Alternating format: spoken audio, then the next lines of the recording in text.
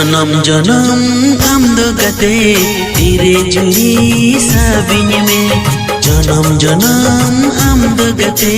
तेरे जुड़ी साबिन में जेमन चाँदो इपिल सगे दिस हो बांगे तो पागो लिंगी अगन गादादा दिस हो बांगे रुवड़ा जन्म जन्म आमदो गते तेरे जुड़ी साबिन में जन्म जन्म आमदो गते तेरे जुड़ी साबिन में जेमन चाँदो इपिल सगे दिस हो बांगे तो पागो लिंगी अगन गादादा दिस हो बांगे रुवड़ा जन्म जन्म आमदो गते